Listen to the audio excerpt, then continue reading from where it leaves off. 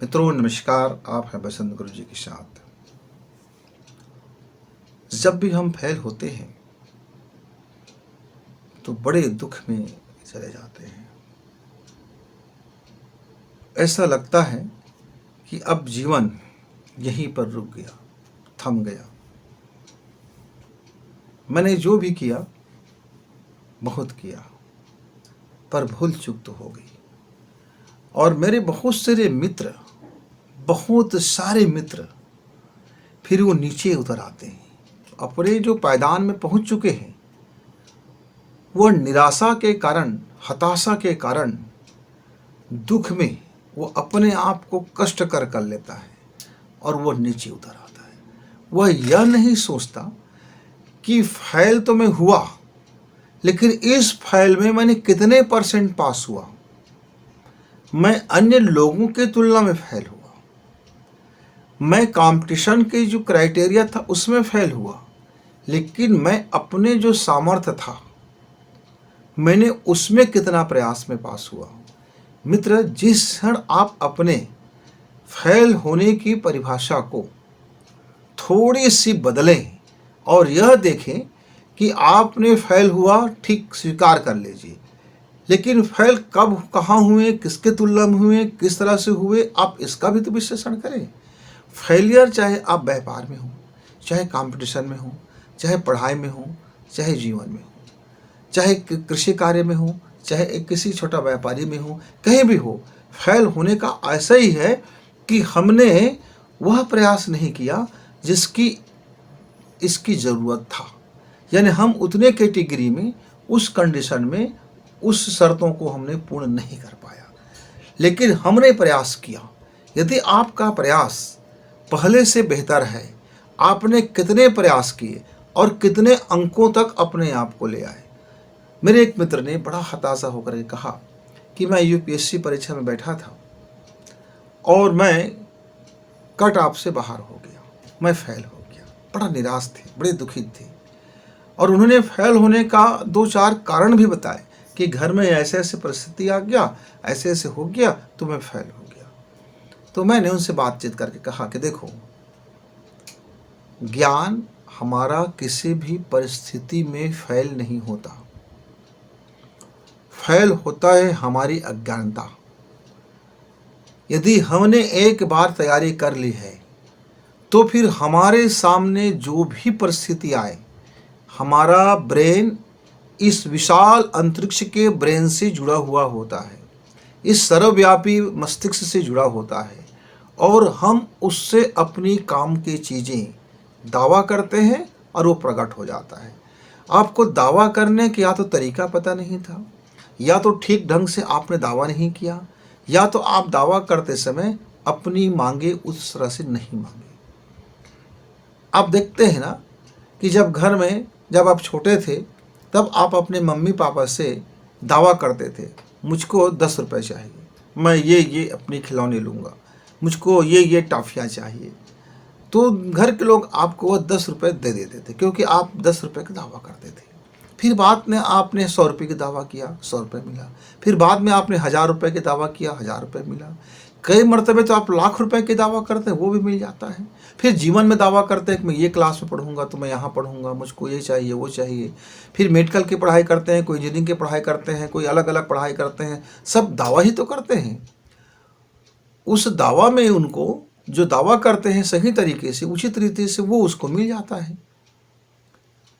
कई बार घर के लोग बोलते हैं, बेटा रुक जा, अभी तेरी उम्र छोटा है, अभी तू इस दावा का योग्य नहीं है, अब बाद में हम आपको दे देंगे।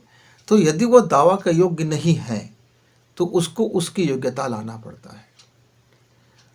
हम ऐसा नहीं कह सकते कि हम फेल हो गए, हमने 10 रुपये मांगा, हमें नहीं दिया, हम छोटे बच्चे हैं, नन्हे बच्चे हैं, 5 साल के बच्चे हैं, मुझको 1 लाख चाहिए मम्मी, क्यों, तो मुझको ऐसे ही फेंकना है। तो फिर आपका दावा खारिज हो जाएगा, क्योंकि जब तक आप उसकी कंप्लीट उपयोगिता नहीं बताएंगे तब तक घर का फूटी कौड़ी भी आपको नहीं मिलता। ये तो फिर सफलता है, ये तो फिर बहुत बड़ी बात है। आप बड़े दावा कर रहे हो, आप आईएएस, पीएससी इत्यादि बड़े बड़े दावे कर रहे हैं, आप बड़े व्यापार की बात कर रहे हैं, आपको अरबोपति लखपति बनने की आप दावा कर रहे हैं, आप करोड़पति बनने की दावा कर रहे हैं, आप दावा कर रहे हैं अतुलित भंडार ज्ञान का होने का, और आप उसकी उपयोगिता क्यों आपको ज़रूरत है, आप उसकी पात्रता अपने में वह विकसित नहीं कर पाए मित्र। तो एक बार आप अपनी पात्रता की तरफ ध्यान देंगे, एक बार यदि आप अपने पात्रता को देखेंगे तो निस्संदेह फिर आपको यह जानकारी हो जाएगा कि आप फेल तो हुए ही नहीं थे। आपने अलग अलग तरीके से जो छोटे छोटे लक्ष्य को जो आपने बनाया था, उतने लक्ष्य को तो आपने प्राप्त कर लिया। आपने अलग अलग प्रयासों में सफल रहे, हाँ, पर मुकम्मल जो सबका एक संयोजित प्रयास था, जो आपका मुख्य टारगेट था, लक्ष्य था, आप जरा उससे पीछे हो गए। बस इतना ही है आपका फेल होने का मतलब। फेल होने का मतलब ये नहीं है कि आपके लिए रास्ता बंद हो गया। हो सकता है कि आपका चॉइस गलत हो गया हो, आपकी प्रतिभा कहीं और चाहता था, पर किसी के कहने पर आपने ये रास्ता तय किया।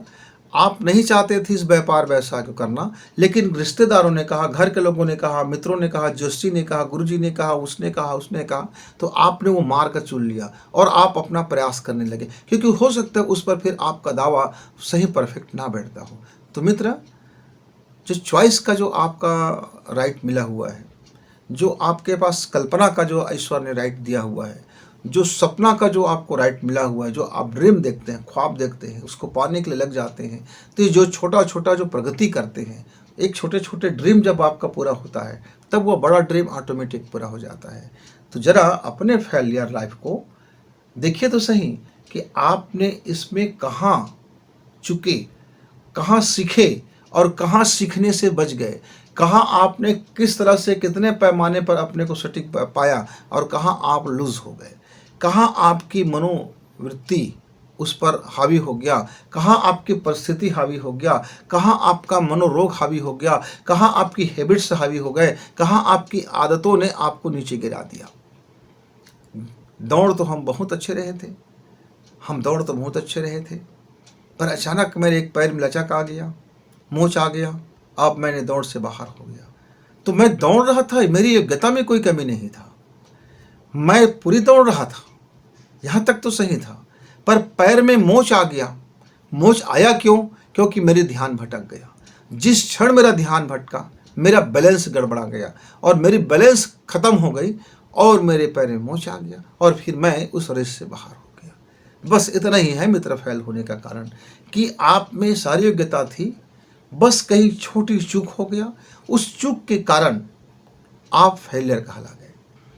तो जितने भी मेरे असफल मित्र हैं, जो भी मेरे युवा मित्र हैं, अपने को दोबारा बैठे, शांति से बैठे, चिंतन करें, मनन करें, विचार करें, सोचिए मत, तर्क मत कीजिए, कुतर्क मत कीजिए, तर्कों का अंबार मत खड़ा कीजिए, बहानेबाजियाँ मत कीजिए, शिकायतें मत कीजिए, चिंतन कीजिए, मनन कीजिए, अवलोकन कीजिए, मूल्यांकन कीजिए, कौन कौन स्टेप में आप पास थे उसको रेखांकित कीजिए और कहाँ आपसे चूक हो गया उसको भी ध्यान दीजिए। जैसे आपको चूक मिल जाता है, फिर आपका, जैसे मैंने बताया ना कि मेरे पैर में मोच आ गया, अब मुझको यदि जानकारी हो जाए कि मेरे पैर में मोच होने के कारण मैं अब दौड़ नहीं पा रहा हूँ, लंगड़ा रहा हूँ, तो मैं अपना मोच ठीक करूँगा और फिर मैं दौड़ना शुरू कर दूँगा। लेकिन मुझे यही ज्ञात नहीं होगा मित्र कि मैं दौड़ क्यों नहीं पा रहा हूँ, मैं क्यों रुक जा रहा हूँ, मैं क्यों खड़ा हो गया, मैं क्यों स्टॉप हो गया, मेरे आखिर क्या कारण है।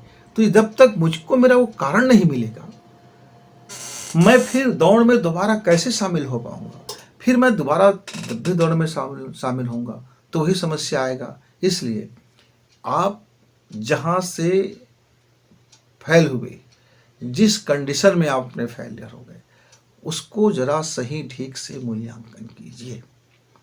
इतना करते ही आपके अंदर में औकात है, बस उस औकात को पहचानना है। आपके अंदर में उपचारक शक्तियाँ हैं, बस आपको वह बीमारी ढूंढना है कि वह बीमारी कहाँ अटक गया था। आपको अपना ज्ञान का वह प्रवाह देखना है कि कहाँ आपकी ज्ञान के बाधा उत्पन्न हो गया था, कहाँ वो फ्लो में गंदगी जम गया, जिससे आते आते ज्ञान का जो फ्लो था, मार्ग था, प्रवाह था, वो वहाँ बाधित हो गया। बस आप मेन सर्किट से जुड़े हो, आप पूरे विश्व सर्वव्यापी मस्तिष्क से आपका मस्तिष्क जुड़ा हुआ है, सर्वव्यापी ज्ञान से आपका मस्तिष्क ज्ञान जुड़ा हुआ है, लेकिन आपके मस्तिष्क में वह जो रसायन है वह कुछ केमिकल से लोचा है जिसके कारण वह प्रवाह रुक जाता है। बस आपको ये देखना है कि आपके जीवन शैली में, आपकी आदतों में, आपके तैयारियों में और या आपकी चॉइस में या आपके निर्णय में या आपके विवेक में वह कौन सा रसायन था जो बाधा बन गया। बस चुटकी बजाते फिर ठीक हो जाते हैं। तो मित्रों, एक बार आप फिर से प्रयास करें और ज़बरदस्त प्रयास करें और अपनी उस कमजोरी को दूर करके प्रयास करें।